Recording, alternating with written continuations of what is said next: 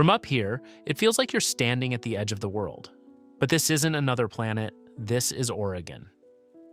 The massive fortress of ash and the giant crack in the earth we're about to explore tell a story that feels truly alien.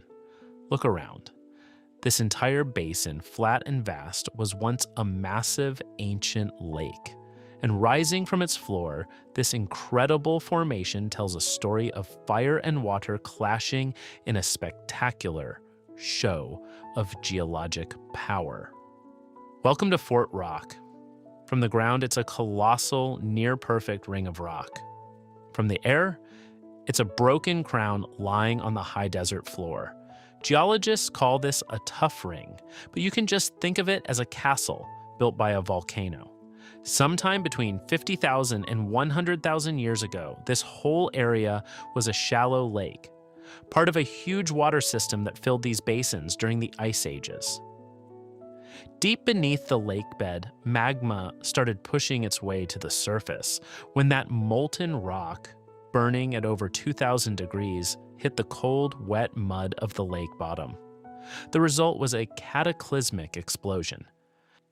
The original ring was even more complete, but over thousands of years, as the great ancient lake ebbed and flowed, waves relentlessly battered the southeastern side. That constant motion wore away the wall, creating the wide-open gate we see today, and giving it the signature horseshoe shape that reminds everyone of a massive fort.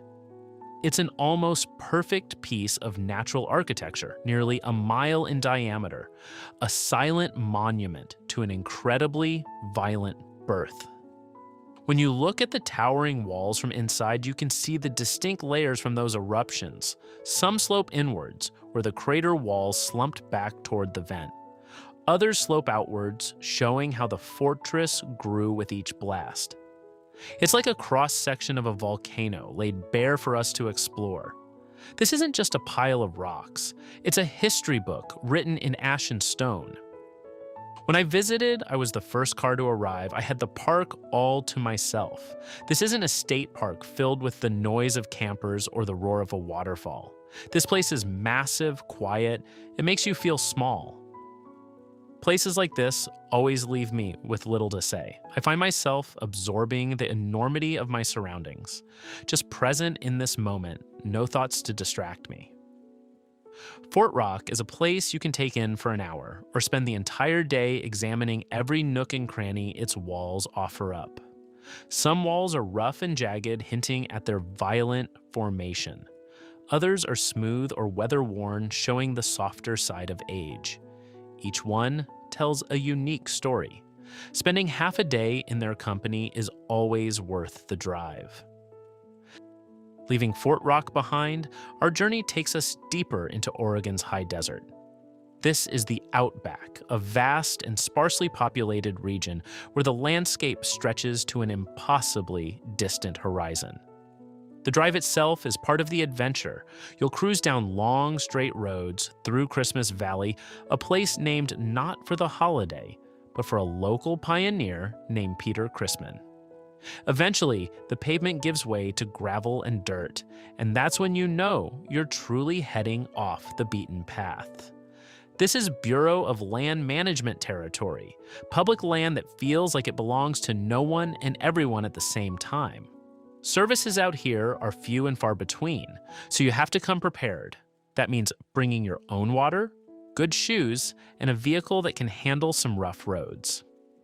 We've arrived, and at first glance, it's just a line in the dirt. In the middle of this sprawling sagebrush desert, it really doesn't look like much. But as you walk closer, that line becomes a gash, and the gash becomes a chasm. Welcome to Crack in the Ground. This is an ancient volcanic fissure, a tension crack that runs for about 2 miles across the landscape and drops 70 feet deep in places. This wasn't carved by water.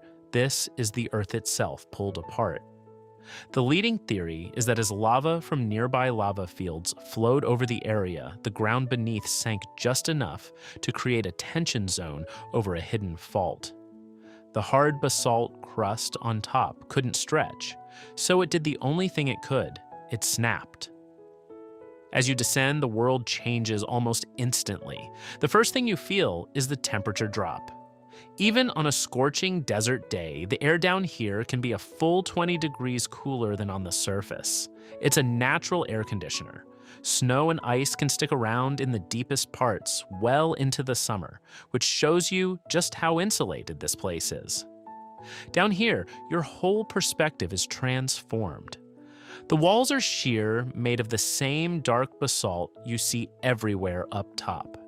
In the narrowest sections, you can touch both sides with your outstretched arms.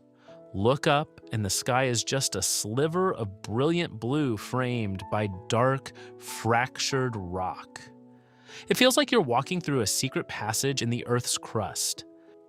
The hike itself is about 2 miles long if you stick to the main trail, but there are countless little crevices to investigate.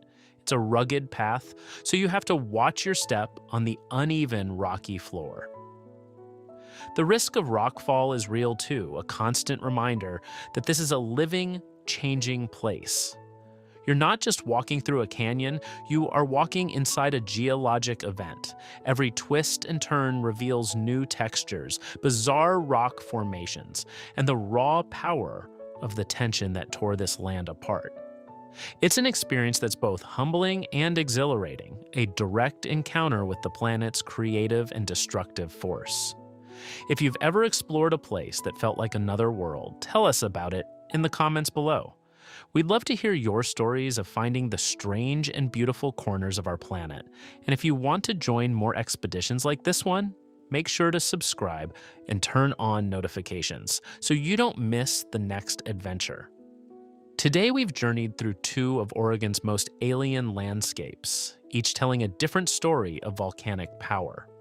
First, we stood inside Fort Rock, a fortress of ash born from the explosive meeting of fire and water, a place that later sheltered some of the earliest known people on this continent. Then we descended into crack in the ground where the Earth's crust just split open, revealing a cool subterranean world hidden beneath the desert floor. It's a landscape defined not by explosion, but by tension, a slow, powerful stretching that resulted in a sudden, dramatic break. Together, these 2 places offer an incredible lesson in geology and time. They remind us that the ground beneath our feet isn't static. It's a dynamic, living canvas, constantly being reshaped by immense forces over timescales that are hard to even imagine. These aren't just otherworldly tourist spots. They are chapters in the epic story of our planet, written in stone and ash, waiting for anyone adventurous enough to come and read them. The stories are all around us if we just know where and how to look.